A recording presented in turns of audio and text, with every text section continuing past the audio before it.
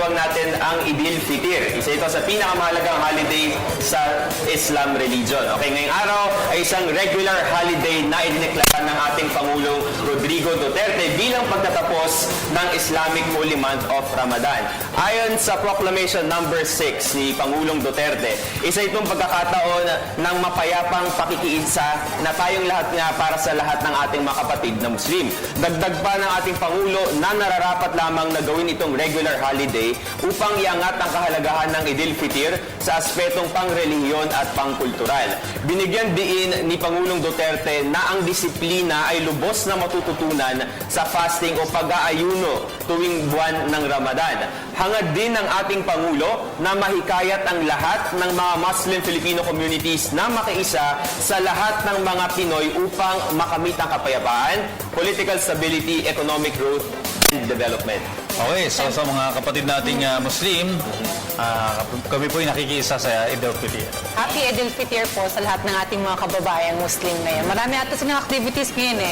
Sa Circle, kanina, sa Circle. nandun nag-report si Jervis Manahan, may mga activities sila. No? Pero mahirap din ng dinaanan nila. Isang buwan na parang kung sa atin, parang pag-aayuno. No? Yung mga fasting, maraming... Kanila, one whole month. One whole month. So, Yun nga, kaya nga sabi ni Pangulong Duterte, yung magandang matutunan daw ng lahat ng mga Pilipino dito, yung disiplina.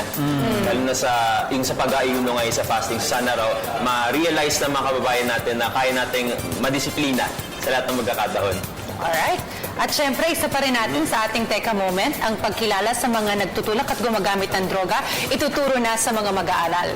Ayan. So ito nga pagtuturo sa lahat ng mga estudyante, hindi lamang sa masamang epekto ng droga, kundi maging kung paano matutukoy ang isang drug pusher, paano humindi sa droga or say no to drugs, at kung paano makakaiwas na maging target bilang buyer o agent. As early as grade 4, ay tuturo na to. Ito ay isa sa mga prioridad ni DepEd Secretary Leonor Briones na bukod sa pag-review o pagpapalakas ng syllabus ng drug addiction, posible na rin magkaroon ng separate subject itong syllabus on drugs nga. Maaari umano itong ituro simula pa lamang sa grade 4, bagamat sa kasalukuyan itong grade 4 daw, ang usapin ng droga ay naituturo na, pero more on the scientific side lang. Parang ano ba yung epekto nito sa katawan?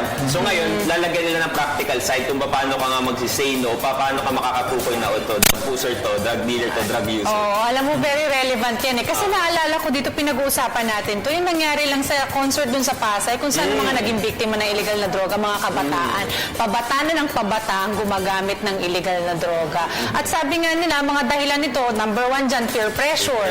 Yung mga kaibigan mo, ipe-pressure ka na gumamit ka nito. Yung iba, curious. Makakawala ba talaga ng problema itong paggamit ng illegal na droga? Well, doctor says hindi, dahil talagang masamang epekto nito sa ating kalusugan and even the brain will affect. So, wag na natin itong itry at dapat as young as grade 4 nga ay matutunan nila kung anong mga dapat gawin pagka may mga ganitong nakaharap sila na nag-aalok sa kanila gumamit ng illegal na droga. alam nyo, kung maaalala, no, nung kabataan natin, kung magkaiba man tayo ng henerasyon, meron kasing parang paniwala nung araw na sa isang eskwelahan o sa isang classroom, ano, na yung ibang mga astig na mga estudyante na gumagamit ng ganyan o nakasubok na, medyo parang cool sa pagtingin ng mga kaklase. Minsan, yung gusto bang sumubok, doon napapahamak yung mga kabataan.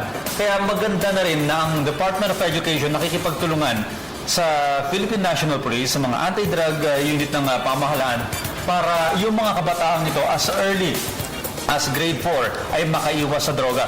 Pero ang pinaka-pundasyon talaga nito sa tahanan.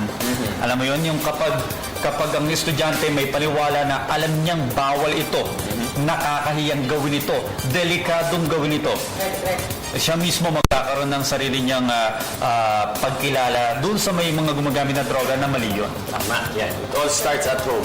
Okay, ayan. So, ang dami natin ang pag-usapan sa Teka Moment, pero marami rin tayo mga pag-uusapan ngayong araw. Okay, una, kasama na dyan ang Idil Fitr, ang pagtatapos ng Ramadan, mga sakit sa balat na uso ngayong tag-ulan, ang 2016 Metro Bank Foundation Outstanding Soldiers Awardees, kikilanin natin sila, ang 40th National Academy of Science and Technology Anniversary, at ang pagkakatupad ng Free Child Policy. Pag-usapan natin yan ng liquor ban at curfew sa buong Pilipinas sa ilalim ng Duterte administration. Abangan niyo rin po ang aming mga segments ng I Love My Culture at Dermaesthetic.